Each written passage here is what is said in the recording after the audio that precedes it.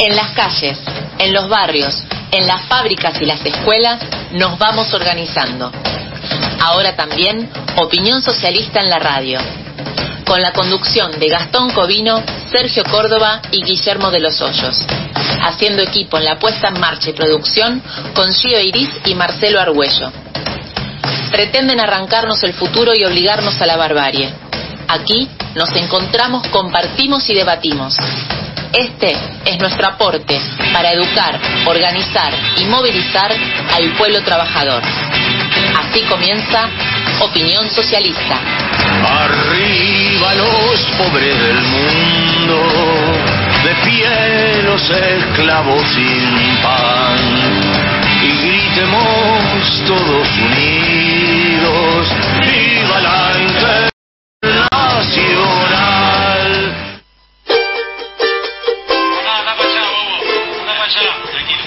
Tranquilo, Leo. Bueno, Hola, bienvenidos y bienvenidas a todos y a todas. ¿Cómo andan? ¿Cómo les va? Gracias por sintonizar la AM740 Radio Rebelde para compartir, como todos los sábados de 9 a 10 de la mañana, un nuevo programa de Opinión Socialista en radio, donde vamos a estar charlando sobre toda la actualidad, siempre a través de nuestra mirada clasista, feminista e internacionalista. Y dentro de esta actualidad no podemos de irnos de lo que está pasando, por eso arrancamos con este audio de este pibe maravilloso que tenemos que nació por acá cerca, por Rosario. La verdad que es un fenómeno y nos queríamos arrancar así, estamos un poco afónicos de gritar los goles, de todo lo que está pasando, así que bueno, ¿cómo anda Sergio? Guille, ¿cómo andan, compas? Hola, buen día. Impresionante. Yo pienso en el grandote, el que se lo decía, que mide como 2 metros. 2 metros 10, creo.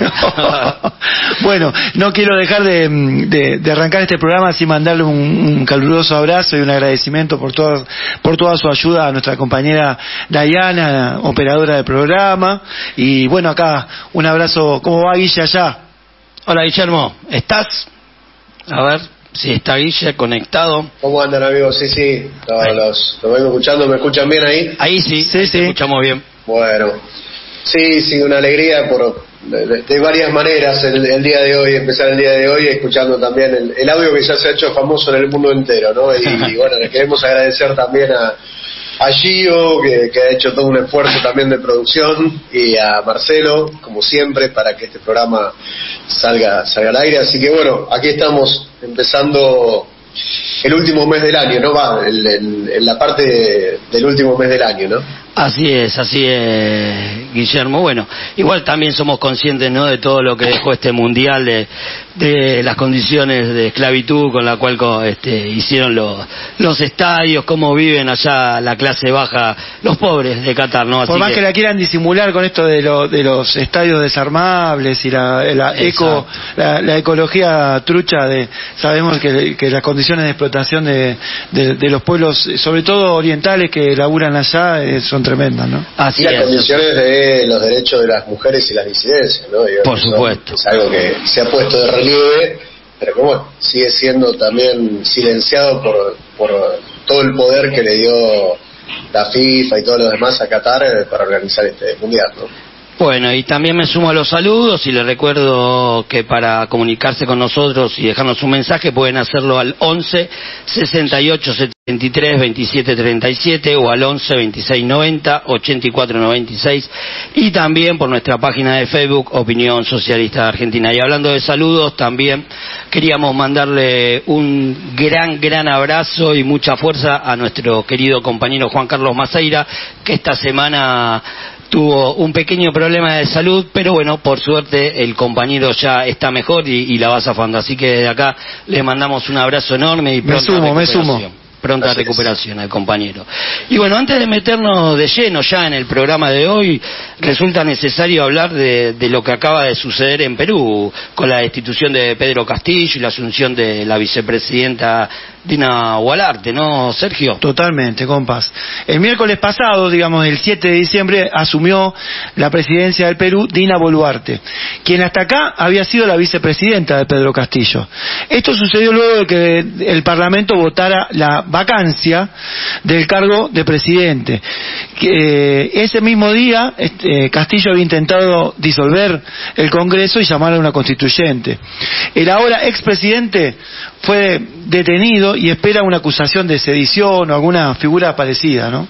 Claro, este salto en la crisis política peruana expresa, decimos nosotros, la descomposición del régimen burgués en el país, ¿no? Sus instituciones vienen siendo cuestionadas profundamente, tal es así que en los últimos años se hizo una práctica habitual, la vacancia, que es una figura constitucional que permite al Congreso destituir al presidente, ¿no? El corto gobierno de Pedro Castillo, que es un maestro rural, elegido hace poco más de un año, estuvo caracterizado por el permanente acoso de los sectores patronales y fujimoristas, obligándolo a cambiar más de 100 ministros y afrontar toda clase de acusaciones fraudulentas sostenidas bajo la única prueba de testigos protegidos, ¿no? Y por otro lado, este último intento fallido de disolver el Parlamento por parte de Pedro Castillo es el desenlace de un proceso político en el que jamás se convocó a la movilización de sectores populares, obreros, campesinos, ni comunidades originarias, sino al revés, se intentó negociar con los sectores patronales,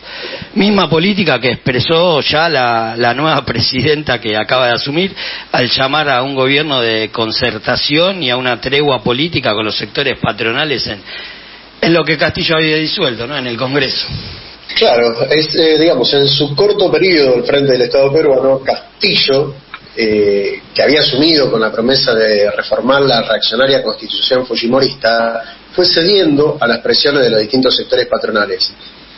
Digamos, el proyecto de reforma constitucional ni siquiera entró al Congreso, mantuvo las leyes antiobreras y reaccionarias del fujimorismo, y además su política del COVID o frente al COVID no se distinguió mucho de la de sus antecesores, ¿no? Todo esto explica en parte también la caída de su popularidad.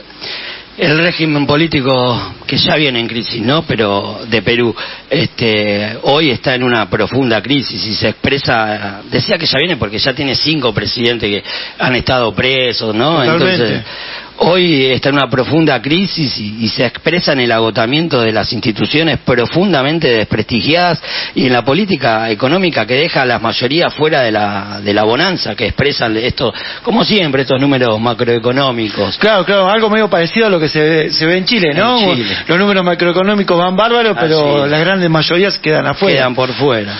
Esto viene de profundas movilizaciones populares que fueron canalizadas hacia la salida electoral, que colocó en la presidencia a Castillo. Este proceso vuelve a poner en evidencia entonces la necesidad de las emergencias de las mayorías populares a la palestra. Queda claro que con las instituciones del régimen burgués no le van a dar soluciones a las necesidades del pueblo trabajador, sino todo lo contrario, ¿no?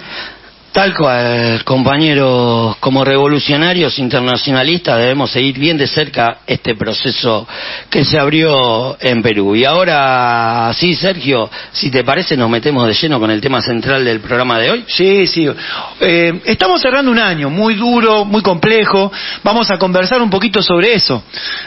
Piensen que desde la invasión rusa a Ucrania, pasando por una vida en permanente ajuste de la mano del acuerdo colonial con el Fondo Monetario, y a la vez grandes luchas como la del SUDNA, la docencia, y también emparentado un poquito con esta cuestión de Perú. En nuestro país también tenemos nuestro correlato de la cuestión judicial y las cuestiones, los juicios a los presidentes y expresidentes y todas estas cuestiones. Así que tenemos bastante para conversar en un programa muy interesante. Y cuando hablas de las luchas también tenemos las luchas de los compañeros y compañeras de la salud que está en curso. Totalmente. ¿No? Así es. Y bueno, y para hablar de estos temas, Guille, ¿con quién vamos a estar hablando? ¿Con quién vamos a estar charlando?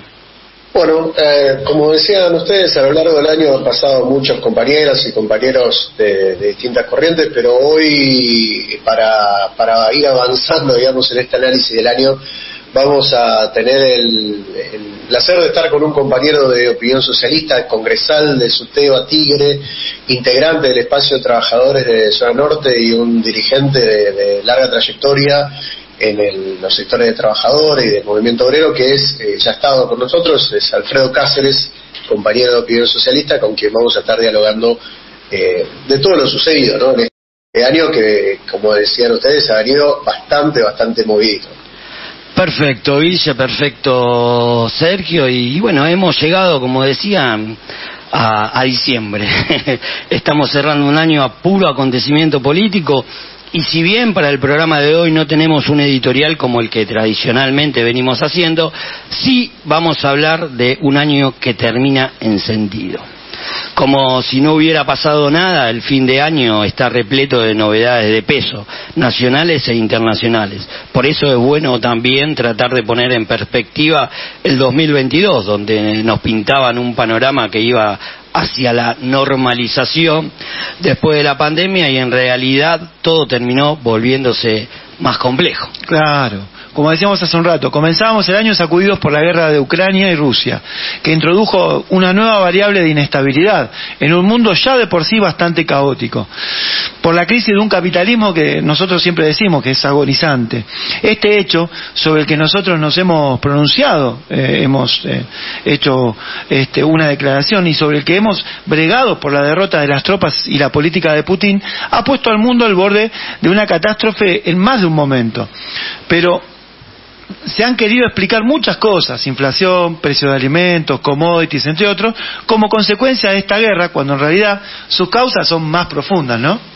Claro, así es, porque en el mundo, y por supuesto también en el país, no podemos plantear que la causa del hambre, de la escasez, de la inflación sea por una sola cosa, ¿no? El problema es más profundo, como vos decías, Sergio, la situación general del capitalismo, y en nuestro caso, el lugar dependiente de nuestro país, porque el año empezaba además con una noticia casi en simultáneo con la guerra, que era el acuerdo con el FMI, ¿no? Claro. Sí, ese acuerdo es el que sin duda alguna viene marcando a fuego la vida cotidiana de todos los sectores populares y de trabajadores del país.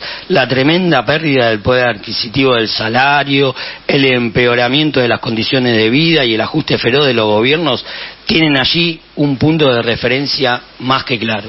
Exacto, porque como buenos representantes del imperialismo, los políticos del régimen han acordado como política de Estado el pago religioso de esta deuda usuraria, fraudulenta e ilegítima, aunque para eso el pueblo empobrecido y los sectores obreros tengan que pasar hambre, cada vez más hambre. Totalmente.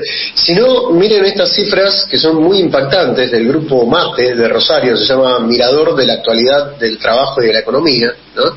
Y en el estudio que ellos realizan sobre este año dice que entraron 37.608 millones de dólares en lo que va del año entre superávit comercial y aporte del Fondo Monetario, pero salieron 42.167 millones de dólares. ¿Y en qué se fueron? 12.001 millones de dólares en concepto de deuda privada e intereses, 13.050 millones en concepto de deuda pública y 7.046 millones en concepto de fuga de capitales.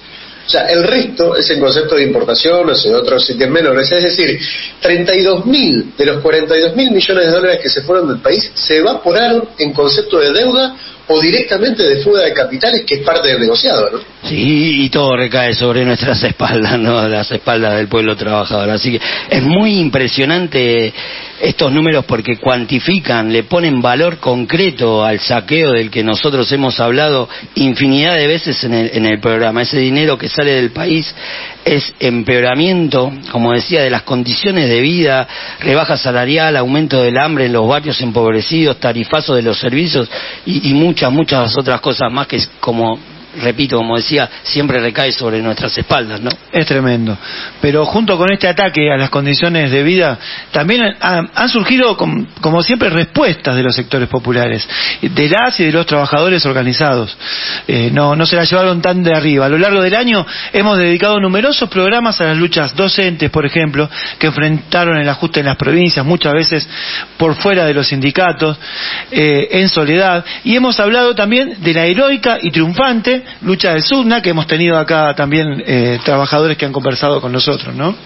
Claro, también hemos hablado, nos hemos referido a la extraordinaria lucha de las y de los trabajadores de la salud en Cava, que conmovió y que conmueve al país entero, y hemos dicho que en cada una de esas luchas está el germen de una nueva dirección que derrote este plan de sometimiento, de miseria, de hambre, ¿no? Así es, y para que ese germen pueda crecer, siempre dijimos que todas esas experiencias deben confluir en una medida en común, un gran paro nacional que pueda unificar todas esas luchas y hacerlas triunfar de conjunto, porque si bien algunas de ellas han podido vencer el ajuste sigue adelante porque no hay una dirección consciente del conjunto del movimiento obrero y los sectores populares que enfrenten esa política.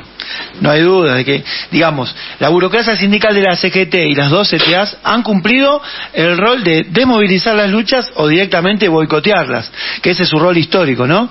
Por eso es tan importante poner en pie una medida unificada a la que nosotros le damos el nombre de paro nacional. Es una medida que tiene que tender a organizar el enojo, el descontento y el malestar de todos los sectores, incluso de aquellos que de alguna manera confiaron en las direcciones burocráticas, ¿no? Absolutamente, y ese paro nacional tiene que ser también un paso de suma importancia para poder pensar, poner la cabeza también en una tarea clave, en esa huelga general que necesitamos construir para sacudirnos de encima definitivamente a toda esta banda de ajustadores y de empleadores, ¿no? Así es, compañeros, veremos entonces cómo termina este año, porque si bien sabemos, estamos en diciembre, el año parece muy, muy lejos de terminar. En solo una semana tenemos que hablar de, por ejemplo, la condena a Cristina Fernández de Kirchner, la destitución y prisión del presidente, que ya lo hemos hecho, ¿no?, del presidente Castillo en Perú, el ataque a los planes sociales en nuestro país, por mencionar solo algunas cosas de las que pasaron en esta semana. Y todo indica que la lucha de clases prepara batallas muy importantes para los días venideros. Desde Opinión Socialista, como siempre decimos, nos ponemos al servicio de construir una salida para el pueblo empobrecido y la clase trabajadora de nuestro país y del mundo todo. Para educar, organizar y movilizar al pueblo trabajador.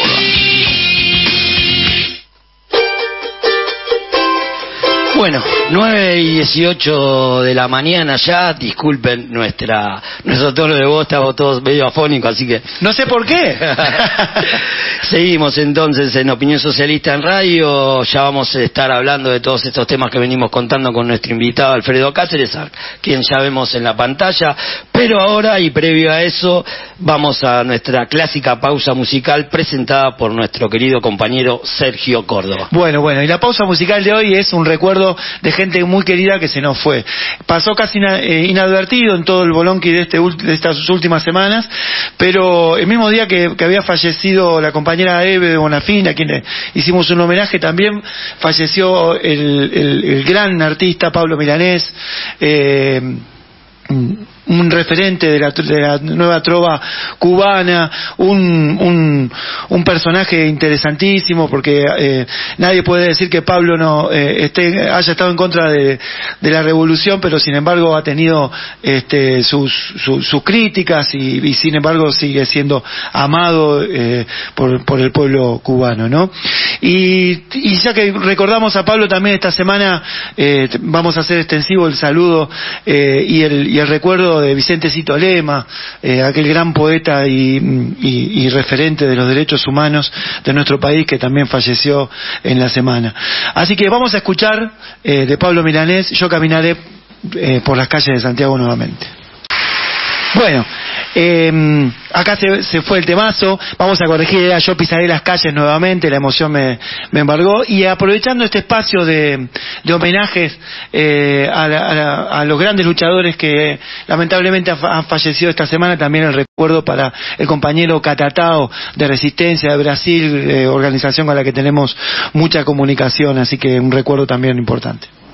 La ley 27.610 está vigente en toda la Argentina y establece que tenés derecho a abortar sin más razones que tu propia voluntad hasta la semana 14 de embarazo inclusive. A partir de la semana 15 podés abortar si el embarazo es producto de violencia sexual o pone en riesgo tu salud integral, física, mental o social. Tenés derecho a acceder a la información que pidas, a que se respeten tus decisiones, a la confidencialidad, al trato digno y a la atención de calidad. El equipo de salud debe realizar el aborto dentro de los 10 días de solicitado. Por consultas, comunícate al Ministerio de Salud 0800-222-3444 o buscarnos en redes sociales. Nuestro derecho al aborto es ley.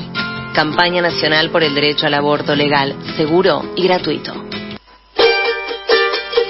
Seguimos en Opinión Socialista en Radio por la AM740 Radio Rebelde y ahora sí, como les anticipamos para hablar del tema central del día de hoy, las luchas en curso, perspectiva para el 2023 y el rol de la justicia burguesa, se encuentra con nosotros Alfredo Cáceres, congresal de Suteba Tigre y militante de Opinión Socialista. Buen día, Alfredo, ¿cómo andás?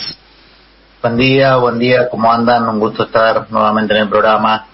Gracias por estar, Alfredo. Y bueno, vamos medio corriendo, se nos pasaron algunos minutos, así que te pedimos disculpas. Y bueno, para arrancar, vamos a empezar preguntándote sobre la segunda parte de la consigna del programa de hoy, es decir, sobre esto que mencionábamos, sobre el rol de la justicia burguesa. Y en ese sentido, lo primero que te queremos preguntar es sobre el juicio a Cristina Fernández de Kirchner. ¿Qué nos podés decir al respecto?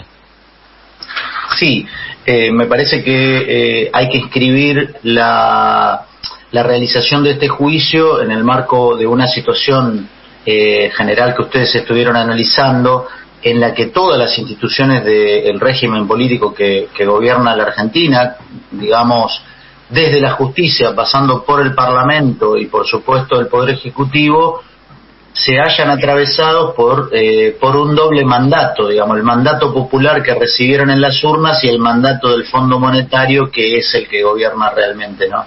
Ese contexto del país en el que todo un esfuerzo nacional, toda una acumulación de riqueza, de trabajo, de sacrificio social, drena hacia los bancos imperialistas que vuelven a agarrar la manija del país y se llevan la principal parte de la riqueza nacional, es imposible que no genere todos estos enfrentamientos, estos episodios de choque entre las fracciones burguesas de los partidos políticos del régimen, que se pelean, se enfrentan para ver cómo hacer pasar una política económica que daña profundamente al pueblo argentino. Entonces la condena a Cristina se da en ese contexto, digamos, donde tribunales que son colonizados por la política del imperialismo, que es justamente aplicar estas medidas a fondo y favorecer a los sectores políticos que impulsan esto, en este caso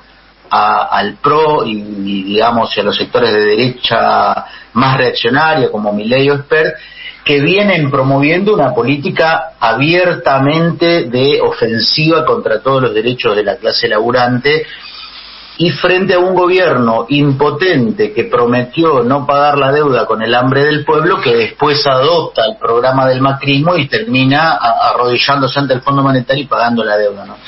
En ese contexto me parece que hay que entender lo del juicio a Cristina. Por supuesto que el fallo es un fallo que, además de la condena a 6 años, la inhabilita políticamente, y eso sí es, consideramos un atentado a un liderazgo político como el de Cristina Fernández, que si bien enfrentamos políticamente, no dejamos de reconocer que es el único en el campo de la burguesía que goza de un apoyo social.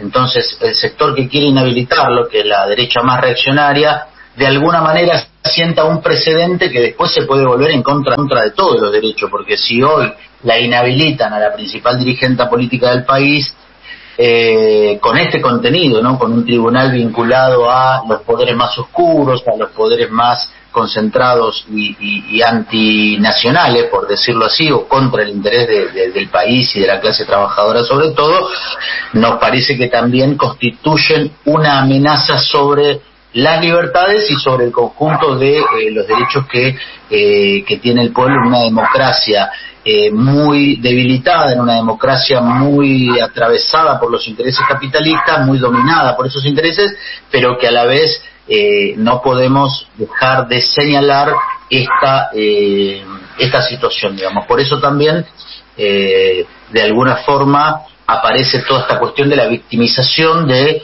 el movimiento que encabeza, digamos, Cristina Fernández, creo que nosotros como fuerza política militante tenemos que tener un posicionamiento independiente, porque es un enfrentamiento entre dos sectores del poder de los partidos de la burguesía, pero en el que el del sector más reaccionario está tratando de sentar bases para avanzar cualitativamente, no contra Cristina únicamente, sino contra el movimiento de trabajadores que, como ustedes muy bien dijeron en lo previo, está librando una resistencia muy fuerte contra el Fondo Monetario y sus políticas, el ajuste y las consecuencias que el pueblo está pagando con tanto dolor, ¿no? Alfredo, sí. Sergio, ¿cómo andás, che?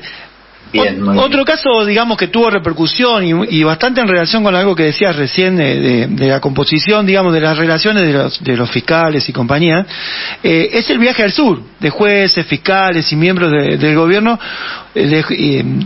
personajes de Juntos por el Cambio invitados por el Grupo Clarín. ¿Qué opinión tenés sobre esto? Sí, mirá, me parece que el hecho de que se conozcan estas cuestiones lo que hace es público algo que todos sabemos, digamos. Claro. La democracia en la que vivimos es según nosotros, es una forma de gobierno en la que el poder real lo tienen los grandes grupos económicos capitalistas, multinacionales, bancos, Fondo Monetario, grandes capitales nacionales y por supuesto la burguesía nacional y los partidos políticos que la representan. En este sentido, el hecho de que hayan viajado nada menos que al Lago Escondido, un lugar prohibido para los argentinos y las argentinas y capturado o ocupado ilegalmente, o se discute, digamos, la legalidad de esa enorme ocupación de un paraíso terrenal en medio de la cordillera, a donde los principales, digamos, gobernantes, dirigentes judiciales, jueces y gerentes de empresas se reúnen a conspirar para ver cómo siguen haciendo negocios y cómo siguen operando políticamente en el tablero del país, ¿no? Tratando de aprovechar el descontento para volver ellos mismos al poder y ver si de ese modo nos pueden, como decimos, romper el espinazo y quitarnos los derechos que de hace rato vienen pontificando querer hacerlo, ¿no? Es ese núcleo del poder que benefició a Vicentín, que fraguó la deuda externa, que fugó los capitales, que se adueñó de grandes medios de comunicación como hizo el Grupo Clarín, que se adueñó de grandes sectores de la economía y que además defiende la lógica de un país en el que la clase obrera esté a la defensiva y que siga perdiendo derechos, salarios y condiciones de vida, ¿no? Y que se apropia, Alfredo, y que se apropia sí. También de grandes extensiones de tierra, que es precisamente donde se llevaron a cabo estas reuniones, ¿no? En el sur, en la estancia de John Lewis. Es esa misma justicia que encarcela a mujeres mapuches en un operativo que podría haberlo hecho el PRO, pero lo hizo Alberto Fernández, eso también hay que decirlo, digamos, como el gobierno actual, que se defiende de una presunta derecha, practica los métodos de la derecha, así como le paga la deuda externa a esa misma derecha que contrajo no una deuda, sino que construyó una estafa contra el país y que el Frente de Todos la legitimó en el Congreso Nacional. Por eso creo que tenemos que hablar de la crisis de un régimen y no solamente de la crisis de la justicia. O sea, el atentado a Cristina, los escándalos en el Congreso Nacional, lo del Consejo de la Magistratura, el enfrentamiento en el Consejo de la Magistratura para ver quién maneja, digamos, la justicia, que pasa a ser casi hoy uno de los depositarios del poder real, digamos, porque ni el Congreso puede sacar leyes en estas condiciones, ni el Poder Ejecutivo debilitado como está Alberto Fernández puede ejercer ese poder, pero sí lo pueden hacer los jueces, que nadie conoce, que nadie sabe dónde viven, que nadie elige en este país, que es un poder casi feudal dentro de la Constitución argentina, digamos. O sea que creo que desnuda toda la gravedad del contubernio de quienes nos gobiernan y la ilegitimidad de un régimen político que no debería gobernar este país, porque lo hace justamente en base a las maniobras del dinero y del ejercicio del poder espurio que tienen acumulado en todos estos años. Alfredo, escuchándote muy atentamente, ¿no? Está más que claro, pones muy bien cuál es el rol de la justicia burguesa, digamos, dentro de este régimen que se descompone día a día, ¿no? ¿Cómo te parece a vos qué medidas, qué acciones, digamos, se pueden realizar para terminar con este tipo de justicia contraria a nuestros intereses de clase? Y bueno, sería bueno también si pudieras compartir con nuestra audiencia, con la gente, qué medidas o qué ideas tenemos nosotros respecto de este poder que, como vos decías, está enquistado, ¿no? en este régimen que se va cayendo a pedazos. Claro, me parece que en medio de esta descomposición que sufren las instituciones burguesas, justamente es imprescindible buscar esa salida. Nosotros creemos que esa salida pasa por la movilización y la organización de miles de trabajadores y trabajadoras que enfrenten esta situación, porque si no logramos cambiar, esta justicia va a terminar, digamos, de imponer eso que toda la clase capitalista está vociferando públicamente, ¿no? Que hay que quitarnos más derechos, que hay que eliminar los convenios, que hay que bajar el salario, que hay que devaluar, que hay que, en definitiva, imponer un sacrificio doble, triplemente mayor contra el pueblo trabajador. En ese marco, a la justicia no hay forma de recuperarla como institución en el marco de este régimen. Nosotros consideramos que a este régimen hay que cambiarlo, pero por completo, y nosotros bregamos por una transformación revolucionaria, no antidemocrática. Creemos que debería hacerse sobre la base de la lucha mayoritaria del pueblo, porque no es posible aceptar que los jueces vivan en el mundo que viven, del lujo, del privilegio y del servicio personal a los capitalistas. Esa no es una justicia, eso es un brazo directo de los intereses capitalistas. Debería haber otro principio de justicia. La justicia no debería juzgar simplemente, como hace hoy, a quienes luchan por tener, juzga los delitos de la clase trabajadora, digamos. O sea, el ladrón de gallina, el ladrón, el desesperado social que va y comete un acto contra la justicia, va en cana, y contra ese hay pedido de mano dura total, inflexible y absoluta. Ahora, el que estafa un banco, el que vacía una empresa como Vicentín, el que entrega el país con maniobras como hicieron el macrismo, los que gobiernan para el Fondo Monetario, eso no tienen ninguna sanción, no tienen ninguna persecución. Entonces, en definitiva, este régimen hay que cambiarlo por completo con la movilización. La justicia debería estar organizada en base a tribunales populares, deberían elegirse los jueces por el voto directo de la población, y deberían rendir cuenta y, por supuesto, no solo pagar impuestos a las ganancias, sino dejar de servir a los capitalistas. El principio de justicia debería ser que todo el mundo pueda comer las 4 comidas que necesita todos los días, tener las necesidades garantizadas, y quienes no garanticen eso deberían ser penalizados, no como actualmente ocurre, que son premiados y levantados como ejemplo los saqueadores, los vaciadores, los que se quedan con todo, y condenados socialmente y también por la justicia aquellos que luchan, aquellos que se organizan, aquellos que enfrentan estas injusticias. O sea, me parece que hoy la justicia es un ariete en manos del imperialismo para intentar imponer sus intereses a fondo, y por supuesto también en manos de las distintas facciones, ¿no? Porque están enfrentadas, se están chocando, pero ninguna de las dos tiene una solución para el pueblo. El pueblo tiene su solución y lo tiene que ejercer en la calle con sus propias organizaciones y movilización, ¿no? Alfredo, recordamos nuestros teléfonos, hacemos un pequeño corte y después seguimos hablando, ¿sí? Alfredo Cáceres, congresal de Sutebatire, militante de Opinión Socialista, está conversando con nosotros. Hacemos un corte y ya seguimos con más Opinión Socialista en Radio. Comunicate con el WhatsApp de Opinión Socialista al 11 68 73 27 37, 11 68 73 27 37.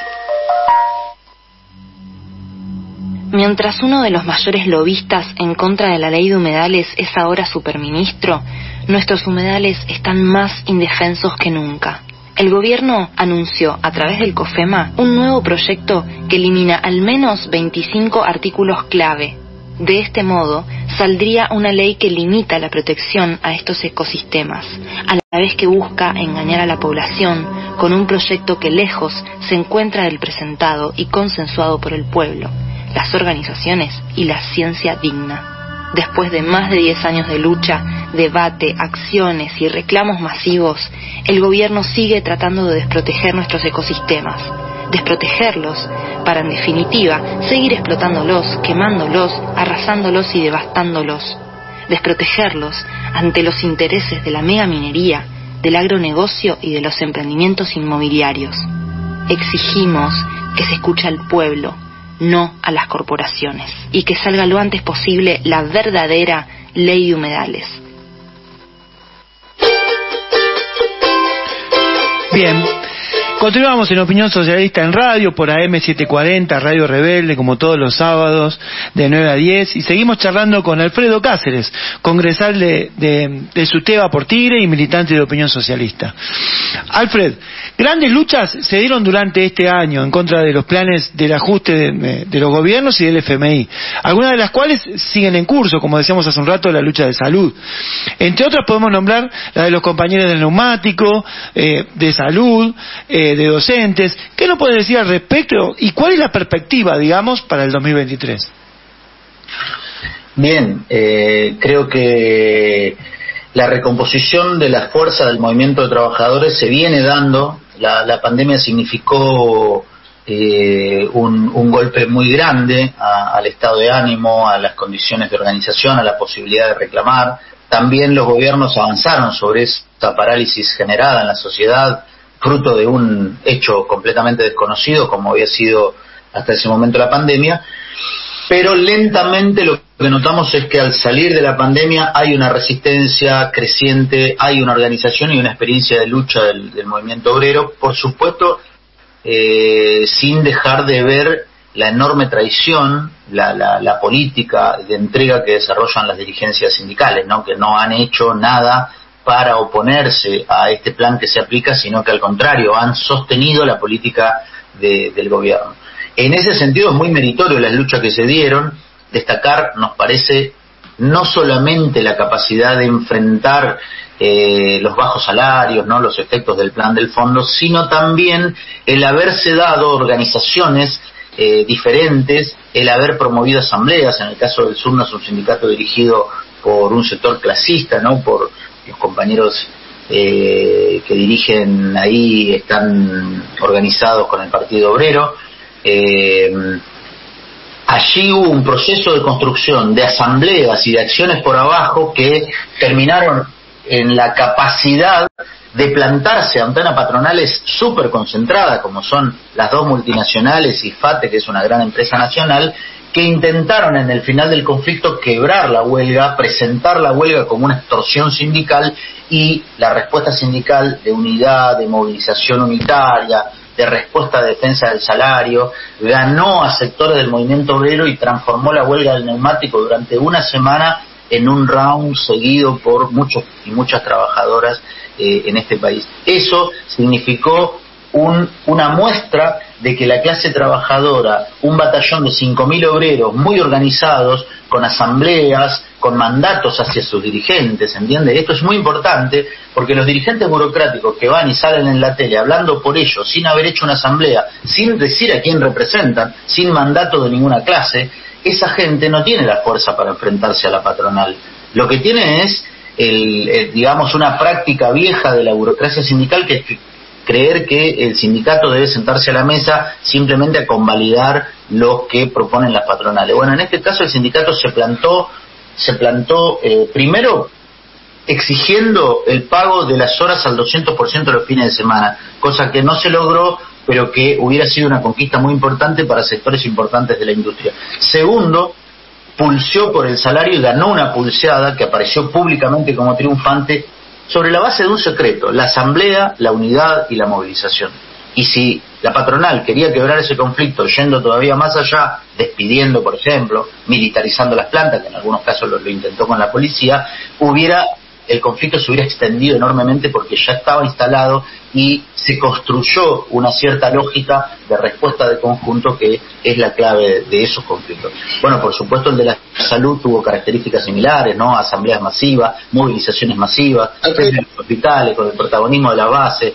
Creo que ahí está el secreto de buscar cómo las protagonistas y protagonistas que necesitan este cambio, porque sufren los bajos salarios, porque sufren el deterioro de las condiciones de trabajo, las condiciones de vida, toman en sus manos esos conflictos, y esto es un poco, digamos, creo, la perspectiva por donde hay que ir. También en Santa Fe una enorme huelga docente tuvo estas características, un enorme desborde a la burocracia, paros provinciales de docentes en San Juan antes de las vacaciones, en Mendoza después de las vacaciones, en Chubut, en distintos lugares, y muchas luchas de bajo fondo en la carne, en metalúrgico, resistencia a Techín en el sur, en la Buena Avellaneda. Bueno, yo creo que hay un conjunto de fenómenos subterráneos de resistencia de la clase trabajadora que son muy importantes seguir de cerca, porque eso hay que intentar que den el salto hacia adelante y que se fortalezca esa lucha, esa resistencia contra el plan del Fondo Monetario Internacional que gobierna hoy nuestro país.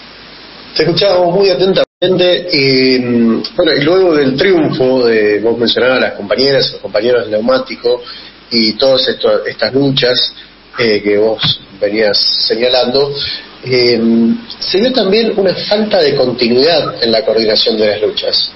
En ese sentido te quería preguntar, ¿cuál es el rol, te parece, que tiene que cumplir la izquierda revolucionaria? ¿Cuál es la importancia de un frente único, digamos, para enfrentar esta política de ajuste y esta política de hambre, ¿no? Bueno, es clave, ¿no? Esta pregunta que vos hacés es clave para ver si es posible esa simpatía que vivió el neumático, eso que vieron todos los obreros y obreras del país, trabajadoras, trabajadores en general, que vieron, digamos, una dirección plantada, firme, que tomó el Ministerio de Educación, de Trabajo, que se movilizó masivamente. Te salió una fantasía inconsciente. ¿Cómo? Te salió una fantasía inconsciente de tomar el Ministerio de Educación. Claro, sí, será por lo hecho. Entonces creo que ahí lo que ocurre es también, cuando una lucha importante como esa se gana, la dirección de esa lucha queda en un lugar de referencia y de reconocimiento que la hace responsable de ver cómo seguir jugando, digamos, ¿no? Porque si los compañeros del neumático ganaron esta huelga, se hacen acreedores de una confianza, de una expectativa del conjunto de la clase, y creo que en ese sentido tienen en sus manos una posibilidad que hasta el momento no la han planteado, digamos, de convocar a un espacio de respuesta al ajuste, ¿sí?, de enfrentamiento al ajuste, que por ejemplo nosotros creemos que debería ser extensivo incluso a sectores independientes o con direcciones que por ahí han votado por el gobierno o que son, digamos, que no llaman a votar por nadie, pero que tienen una simpatía política por el kirchnerismo, sobre todo, como por ejemplo la dirección de aceiteros, por ejemplo los compañeros de el sindicato de prensa, por lo menos un conjunto de seccionales, comisiones internas, representaciones sindicales, qué sé yo, mencionar a ANSAFE Rosario y ANSAFE de varias seccionales que dirigen, digamos, sectores opositores o combativos o independientes. Nos parece que el Frente Único hoy consistiría en una propuesta unitaria de enfrentamiento al ajuste con todos los sectores que quieran ir, porque eso nos permitiría poner en contradicción a la burocracia sindical contra sus propias bases, porque sus bases sí esperan poder defender el salario, poder defender los derechos que están siendo conculcados por esta dinámica de ajuste y que necesitan sí o sí poner fin a esta debate, a esta dinámica hiperinflacionaria, a esta debate del salario que se vive todos los días, ¿no? ¿Cómo hacemos eso? Bueno, justamente que estas luchas triunfantes puedan ponerse al frente, puedan convocar con una lógica amplia, unitaria, no aparatista, no autorreferencial, no para la campaña del 2023, sino para enfrentar el ajuste ahora, y eso dará a la izquierda clasista, nos parece, el lugar de referencia de aglutinar esa bronca, esa necesidad de dar más dura la resistencia al ajuste para poder revertir esta situación. Además, si no ocurre eso, el peronismo, la burocracia peronista no lo va a hacer porque está sosteniendo el ajuste y hay una oportunidad muy grande para que la izquierda, pero insistimos en que la lógica tiene que ser una lógica no aparatista de vengan a nosotros, como con una lógica electoral del año que viene, sino con una lógica de enfrentamiento al ajuste que le dé a esa izquierda la carnadura, a esa izquierda y a los sectores independientes, posibles aliados. Digo, mencioné algunos, pero creo que hay muchos en todo el país necesitados de que algunos de estos factores, y nos parece que el SUNA, después de ese triunfo, ha quedado en ese lugar, dependerá de los compañeros, de las compañeras, qué definiciones toman, pero está planteado que hoy se haga un planteo de frente único más real, más profundo, más amplio, capaz revertir esta relación de fuerza que nos impuso el régimen democrático burgués, sus partidos, su justicia y sus instituciones hoy a la clase obrera y al pueblo del país con semejante plan de ajuste que estamos sufriendo, ¿no? La última, Alfredo, y hablando de las luchas en curso y de las perspectivas del 2020 y de la perspectiva del 2023, se vienen las paritarias docentes, caso testigo siempre para el resto de los sectores. Vos, como docente, integrante de la principal sección de la oposición a la burocracia de Baradel, la sección multicolor de Tigre del SUTEBA, ¿qué nos puede decir cómo viene este proceso y crees que están dadas las condiciones para el inicio de clases del 2023? Bueno, nosotros hemos ido a la asamblea ordinaria y al congreso ordinario que se realizó en fines de noviembre, justamente a discutir esto, ¿no? Con la dirigencia que hoy está al frente de SUTEBA y que lamentablemente ha llevado a una situación de gran deterioro de la educación pública en general, de la docencia en particular y del salario, ¿no? Entonces, en ese contexto, la verdad es que todas las provincias se han estallado en grandes conflictos este año en docentes. Hay una lucha denodada por defender el salario, que es cada vez más afectado por el ajuste que se aplica, porque obviamente la restricción viene, digamos, por de arriba para abajo, ¿no es cierto?, del presupuesto nacional, y eso está impactando fuertemente en un sistema educativo ya abandonado por los gobiernos, que hoy, digamos, paga un precio cada vez mayor, ¿no? En ese sentido, la última reunión de delegados que se realizó esta semana pasada en Tigre definió que bajo estas condiciones no puede haber un inicio de clases normal el año que viene. Nuestra seccional definió una política de trabajar para organizar esa bronca, esa resistencia, porque nos parece que hay que construir un movimiento como el de los guardapolvos blancos de los residentes y concurrentes, que hay que construir un movimiento de base, fuerte, extendido, capaz de plantarse con lo que hay que plantarse hoy para revertir esta situación, como lo han hecho otras provincias en otros casos. Y digo, sin ir más lejos, mencionar la enorme huelga de los compañeros de Santa Fe, que lograron quebrar en un primer momento el plan de la burocracia de imponer los bajos salarios, lograron desbordar y generar instancias de movilización que mostraron este descontento, y aunque no lograron todo, igualmente creo que lograron una gran digamos, valga la redundancia, una muestra de dignidad frente a la política de bajos salarios que aceptan Baradel, Aleso y los dirigentes de la CETERA, ¿no? En ese contexto, nos parece que en una dinámica inflacionaria todos los sectores van a estar atravesados por la lucha salarial, no únicamente los docentes.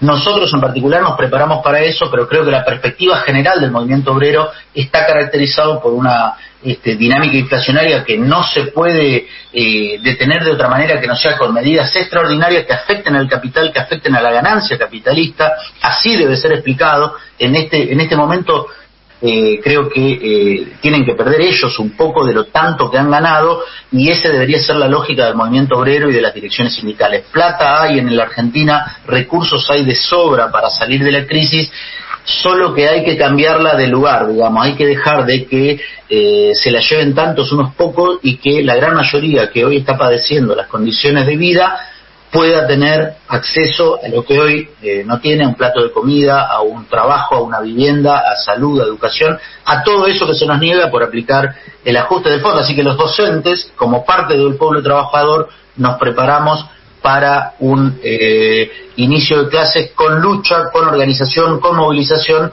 y si es necesario, no iniciar esas clases para forzar al gobierno a que nos dé la respuesta que merecemos, no solamente los docentes, como dije, sino el conjunto de la clase trabajadora. Alfredo, te tenemos que despedir. Muchas gracias por estar en Opinión Socialista en Radio, compañero querido. Gracias a ustedes, un abrazo. Abrazo enorme. Y en este programa, Opinión Socialista en Radio, donde le damos voz a todos los compañeros y compañeras que luchan, escuchaste a Alfredo Cáceres, congresal del SUTEBA por Tigre y militante de Opinión Socialista. Nosotros seguimos ahora exigiendo la aparición con vida de Tehuel de la Torre. Desaparecido. ¿Dónde está Tehuel de la China? ¿Dónde está Tehuel? Desde Opinión Socialista nos preguntamos ¿dónde está Tehuel? Y exigimos su aparición con vida ya. ¿Dónde está Tehuel? El Estado es responsable.